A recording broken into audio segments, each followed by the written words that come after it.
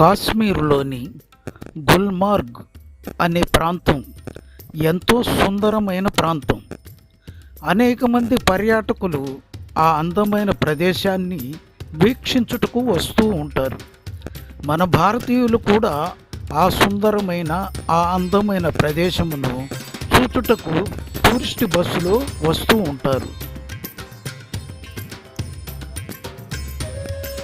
ఒకరోజు కొంతమంది భారతీయ పౌరులు ఆ కాశ్మీర్లోని గుల్మార్గ్ అనే ప్రాంతాన్ని పర్యటనకు వెళ్ళారు.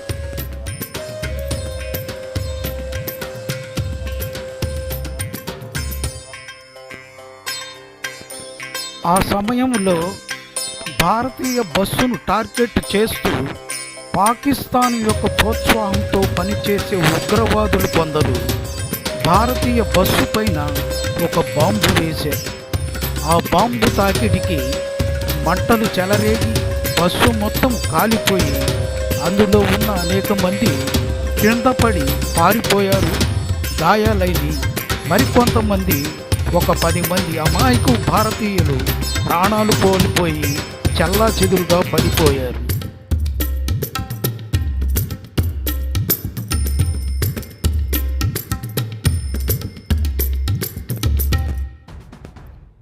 ఈ సంఘటన జరిగిన సమయంలో భారతదేశం మొత్తం కూడా ఆవేశంతో ఊగిపోయింది.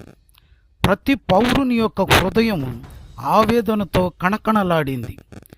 క్యాండిల్స్తోనూ జెండాలతోనూ గుంపులు గుంపులుగా ప్రజలు చేరి ఆవేశంతో ఉన్నారు.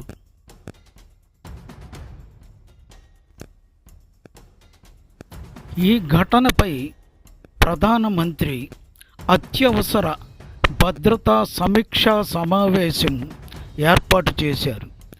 RAW, NIA మరియు ఆర్మీ ఇంటెలిజెన్స్ సహకారంతో గోప్యంగా ప్రతీకార కార్యాచరణను ప్రారంభించారు.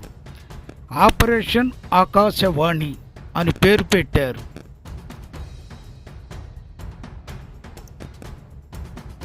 ఈ ఆపరేషన్లో ముందుగా ఉగ్రవాదుల స్థావరాలను గుర్తించటం జరిగింది. పాకిస్తాన్ ఆక్రమిత కాశ్మీరులో ఉన్న ప్రధాన శిక్షణా శిబిరాన్ని లక్ష్యంగా చేసుకున్నారు. డ్రోన్ల సహాయంతో అక్కడి భౌగోళిక వివరాలను సేకరించారు. కొండలపై నుంచి, ఆకాశంలో నుంచి ప్రతిదాన్ని ఖచ్చితంగా డ్రోన్ల సహాయంతో పరీక్షించారు. ఉగ్రవాదుల స్థావరాలను గుర్తించారు.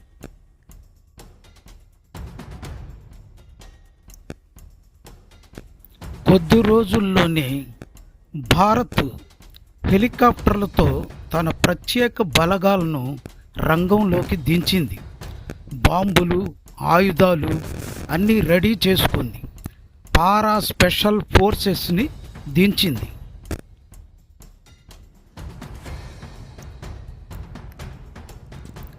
నిశ్శబ్దంగా ఉన్న సమయం రాత్రి 2 గంటలకు ప్రారంభమైన ఆపరేషన్ అనూహ్యంగా సాగింది.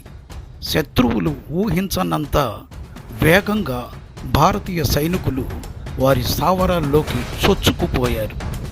కేవలం 30 నిమిషాల్లోనే కీలక ఉగ్రవాద నాయకులను అంతమొందించారు.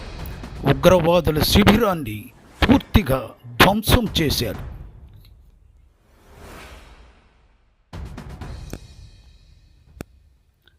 ఒక్క భారతీయ జవాను కూడా ఎటువంటి గాయాలు లేకుండా, ఎటువంటి ప్రమాదం లేకుండా ఆపరేషన్ని విజయవంతంగా ముగించుకొని తిరిగి వచ్చారు. జై హింద్.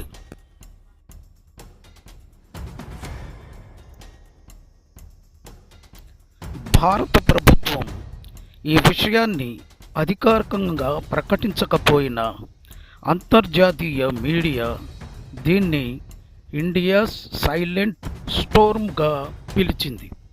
పాక్ ప్రభుత్వం స్పందించలేక మౌనంగా ఉండిపోయింది.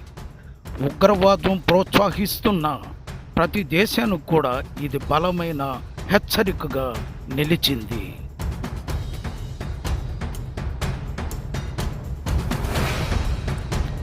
ఆ సమయంలో భారతదేశమంతటా తల వంచి వీర జవాన్లకు వందనం చేసి పూలదండలతో సత్కారములు చేసినది.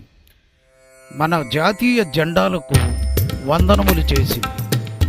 బలగాల ధైర్యము, నిష్ఠ మరియు దేశభక్తి ప్రపంచానికి భారత శక్తిని మరొకసారి చూపించింది. ప్రతి భారతీయుడు గుండెల్లో ఒక్కటే మాట: మన దేశాన్ని తాకితే ప్రతీకారము, బుద్ధి చెప్పటము తక్షణమే చేస్తుంది. ఇది ఊహ ఆధారిత కథ మాత్రమే.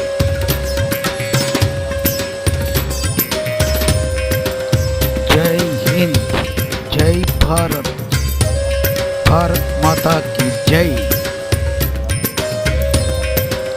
జై హింద్, జై భారత్, భారత్ మాతా की జై.